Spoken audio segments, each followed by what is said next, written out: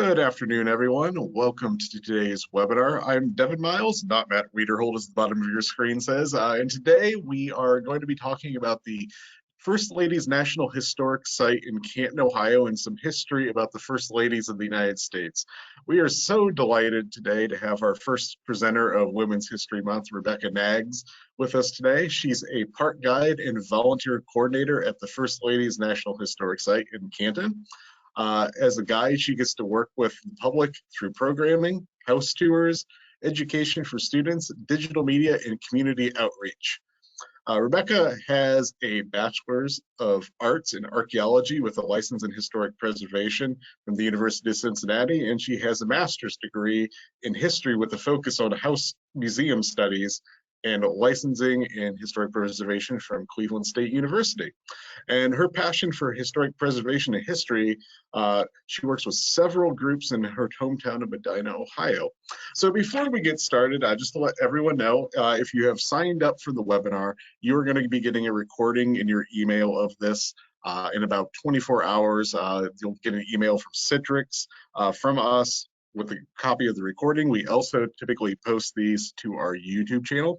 So you just need to search for Heritage Ohio on YouTube, and virtually the last decade and a couple years worth of webinars are all posted on there. So feel free to check those out whenever. For this webinar, in case you encounter any issues, you can always close out the webinar, click the link that was sent to you, and it brings you right back to the same webinar. If you have any audio issues, this typically is the best way to solve that problem. And finally, if you have any questions during the webinar for Rebecca, you can type those into your chat box and we will get those answered once Rebecca concludes her presentation. So without further ado, I'll turn everything over to Rebecca. Thank you. All right. Well, hello, everyone. Thank you so much for joining me this afternoon. Like Devin said, my name is Ranger Rebecca, and I am giving you a call today from my home park, which is the First Ladies National Historic Site.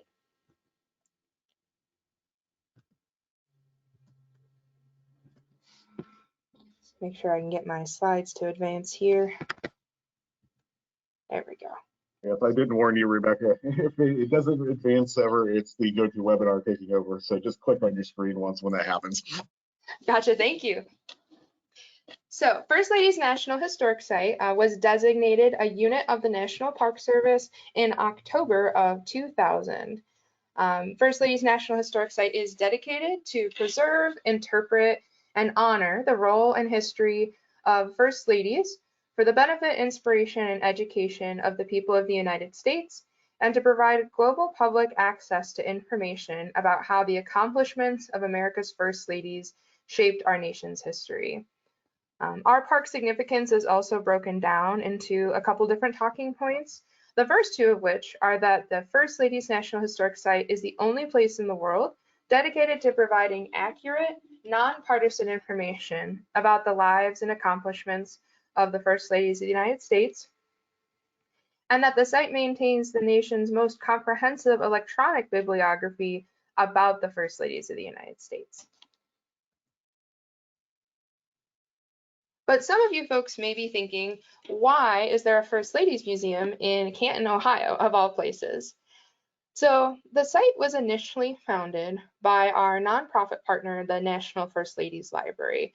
So when Mary Regula, wife of Ohio Congressman Ralph Regula, was attempting to find a definitive bibliography for First Ladies of the United States, she was shocked to find that really nothing of that type existed. As a congressperson's wife, she had firsthand knowledge of the potential influence a First Lady could have. And in her hometown of Canton, Ohio, she decided to join together with 13 other women to help fill this void in women's history. In 1997, they founded the National First Ladies Library. Over the next few years, the mission of the National First Ladies Library quickly expanded, and they continued creating the online bibliography, but also restored the family home of Ida McKinley, acquired artifacts, and created a museum open to the public. Their idea had grown and was even beloved by former First Ladies such as Hillary Clinton, Laura Bush, and of course the National Park Service. In 2000, thanks to the hard work of the National First Ladies Library, First Ladies National Historic Site became the newest unit of the National Park Service. The National First Ladies Library continued their mission, providing education and research for the First Ladies while also creating a new visitor experience. The National First Ladies Library was the operating partner for the site until about 2019, and now the site is co-managed and operated by both the National First Ladies Library and the National Park Service. So our site does occupy about an entire city block in downtown Canton, and we're mostly made up of two buildings. The one that I just mentioned, though, our main historic resource, is the Saxton House.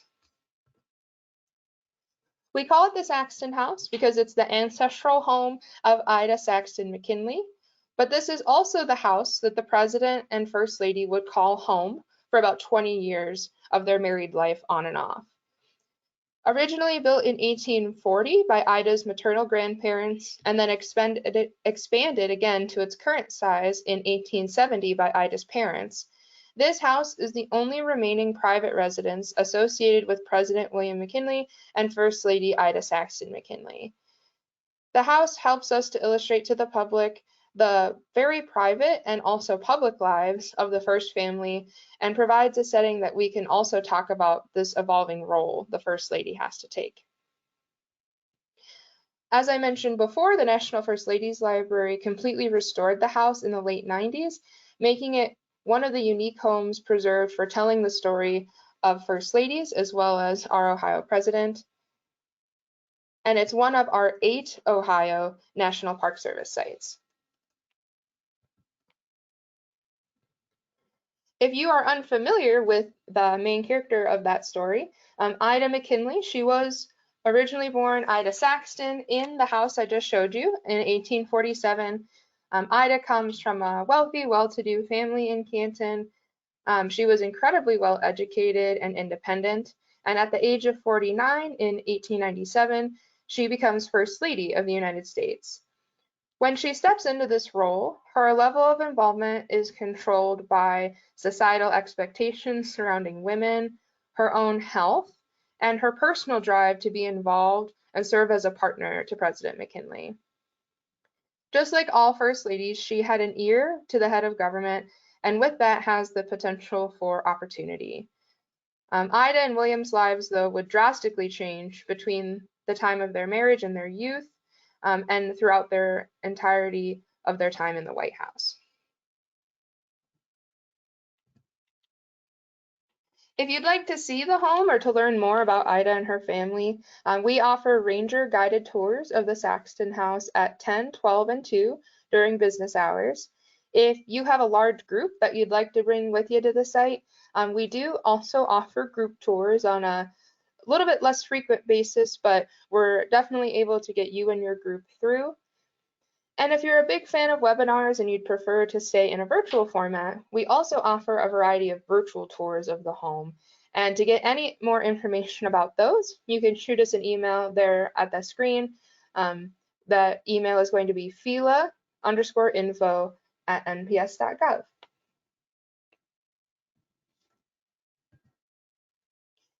Like I mentioned, our site does have 2 different buildings. So we also have what is called our Education and Research Center. The Education and Research Center is where visitors can come to begin their visit to the site, and it's located in Canton's historic City National Bank. At the Education Center, visitors can explore different rotating exhibits that are curated by our partner, the National First Ladies Library, amongst multiple different galleries. Our current 3 exhibits that we have right now are Nancy Reagan, An American Story, Ladies of the Hour, White House Hostesses, and Elegant Gatherings, the History of White House Entertainment. Our exhibits rotate about once or twice a year. So the current plan is for the next exhibition to go out for the summer, which will begin our summer season May 1st. So you can look forward to some new and exciting exhibits coming soon. The Education and Research Center is also where visitors can watch a park film. They can earn things like their Junior Ranger badge or even get their official passport cancellation for any of you folks that might be familiar with the National Park Service and its traditions. Our Education and Research Center also houses a conference room for groups to have different community programs or for us to offer programming to those groups. We also have a research library, which is run by our nonprofit partner, that has all kinds of primary and secondary sources about the lives and the legacies of the First Ladies. That portion of the building is currently by appointment only, but we'd be glad to get you connected with our curator if that's something that any of you folks are interested in. And in the remaining part of the building is where we have all of our archival and curatorial collections, as well as our staff offices.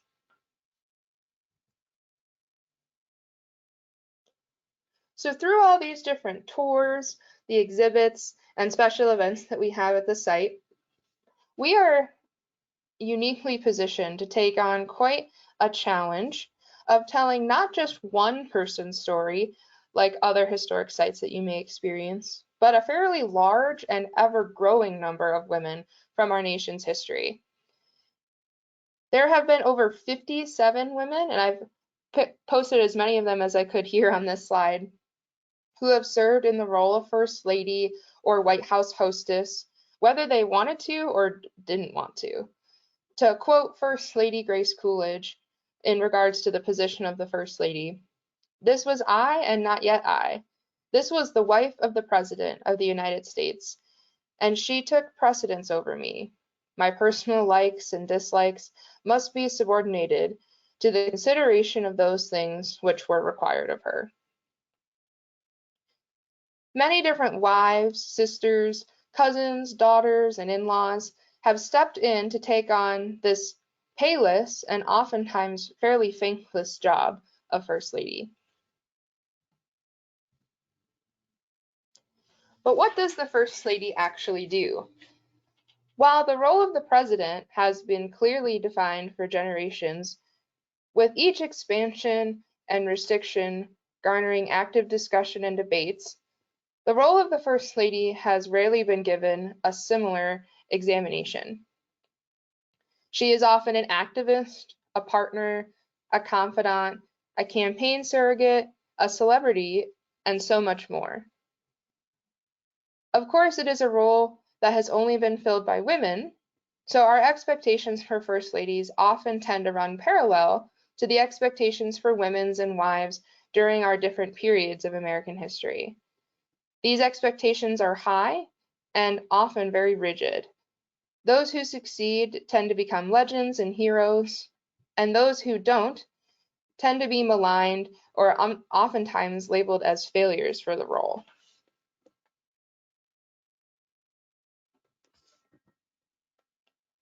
On this next screen, I have listed what I consider to be a pretty short list of just some of the different roles and responsibilities that a First Lady may take on. And to cover every single one of these roles in detail, I would have to do a whole entire different presentation, which we do offer, if that's something that you folks would be interested in booking with us. All of these different expectations and roles do tend to boil down, though, into oftentimes these four main categories: serving as a White House hostess, serving as an activist, serving as a celebrity to the American people, and of course as a political partner to the President of the United States.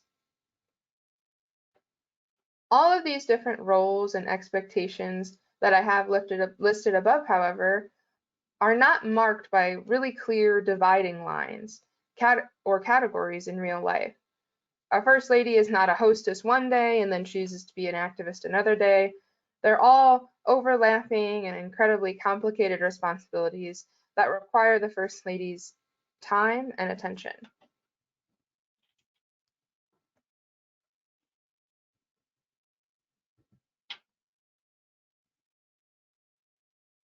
When we talk about the First Ladies and their roles in American history, we do that at our site, not just into our day-to-day functions, like the exhibits that I showed you or the house tours that we offer, but we're able to talk about these women and their roles through a variety of our different free programs, both in person and virtually.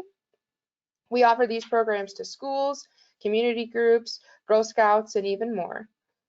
We also try to provide different ways to engage with visitors, such as different pop-up programs, junior ranger programs, or even bark ranger programs for those that might have four-legged friends at home. We're also dedicated to trying to get out into not only downtown Canton, but a lot of our Northeast Ohio community. You can almost always find us at the Canton Farmers Market, First Fridays, special events like Light Up Downtown in Canton. And of course, for anybody who's been to Canton before, the Pro Football Hall of Fame always has their big enshrinement activities, and you can find a ranger posted for those as well.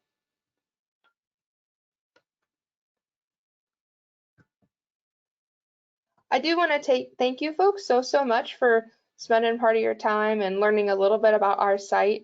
I've got some information here as far as a website and an email that you can contact us. I also have a whole list of upcoming events that I can share with you folks, but I know that Devin said that he was going to be taking all kinds of questions in the chat, and I want to make sure I can get to as many of those as possible for you folks. So thank you so much. Thank you, Rebecca. And just so everyone remembers, type your questions in the chat box if you have any. A little brief interlude while we wait for some questions to materialize here. We have another webinar coming up for Women's History Month. It's in the works right now, so registration should be open in the next day or so. It's going to be on female architects and their projects in Ohio. So we're looking at over the last 100+ years of female architects operating in Ohio. That's going to be with our friends at Schooley Caldwell. So look for the registration for that. We'll be sending out an email when that registration opens up. It should be on March 22nd if everything goes as planned currently. So the first question I have is the park planning for the future when eventually there's going to be a first husband of a president? And is that going to be something the park does, or are we going to just shut men over to a different museum? So we get that question a lot, so I appreciate you bringing that up. To answer your question, yes, the park has been thinking about and planning for, as this role continues to change and develop. I wish I could say that we have an answer right now, but unfortunately we don't. So, the most recent example I can give, right, is with this current administration. The site has gotten lots of questions in regards to the vice president's husband. That title of second gentleman is not something that we have any, conversation with, right? That's the White House PR, and they handle a lot of those discussions. I think for our site, we're uniquely positioned where we are dedicated to telling a women's story, but the role of the first lady, first spouse, White House hostess, whatever term that you want to use, whoever steps into that role is always going to come as a second player to the President of the United States. So whether that's we end up having a female president, or if we have, a same-sex couple going into the White House, the way that that role is going to change and develop is part of our mission of talking about how the role has changed over time. Now, as a National Historic Site, right, things like our name, the First Lady's National Historic Site, something like that, as far as a name change goes to, the first spouse or something like that, you'd have to take that up with your congressman. So we have no say in anything like that. But I do envision that the collection, just as it has with our previous administrations, we are always constantly gathering new information and new items for the collection to continue to tell that story. Thanks, Rebecca. We have a question from Mary Lou. Has every First Lady made a contribution to the museum since it was created?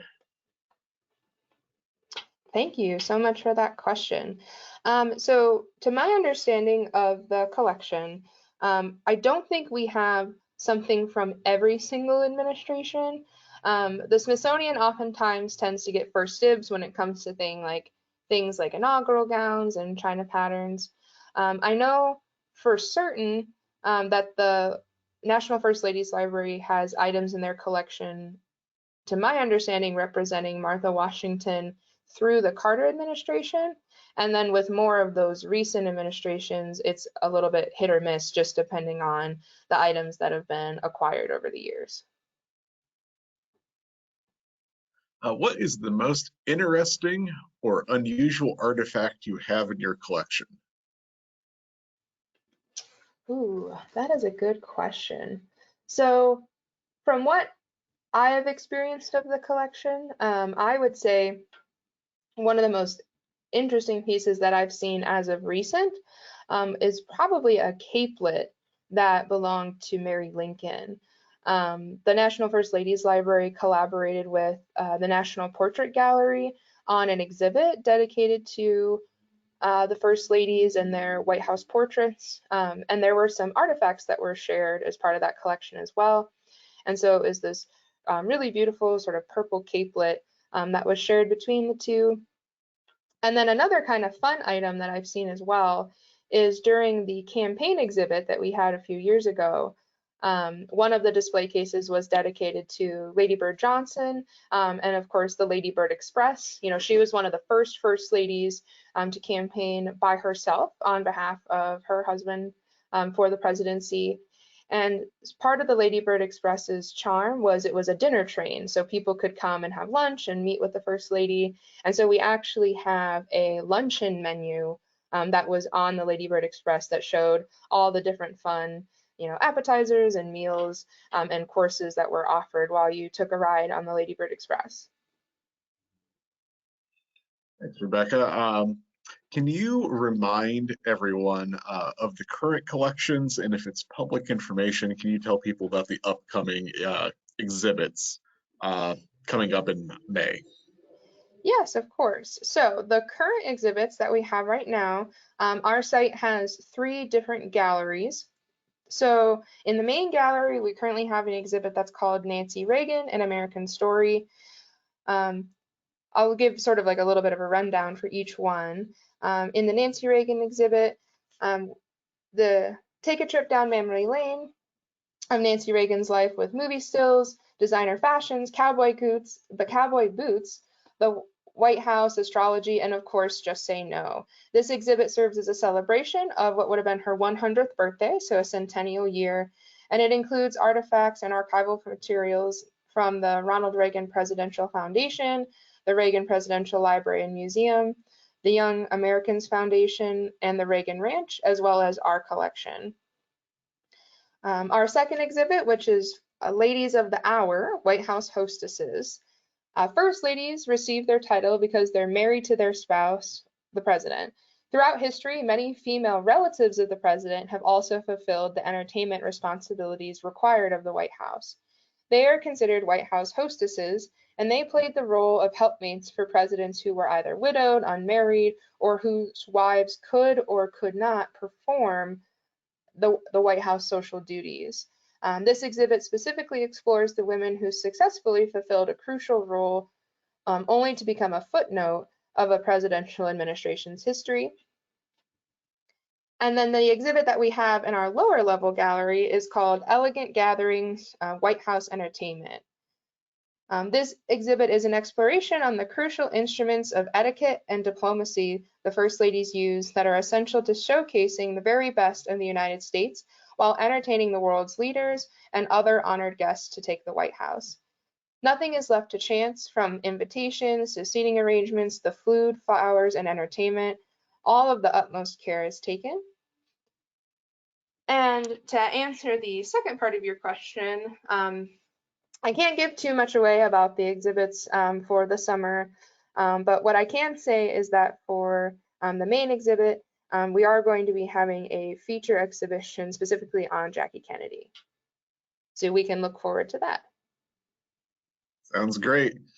Let's see. Any more questions? Type those questions in if you have them. Rebecca, can you share the hours of the center for everyone just so they know when they can visit?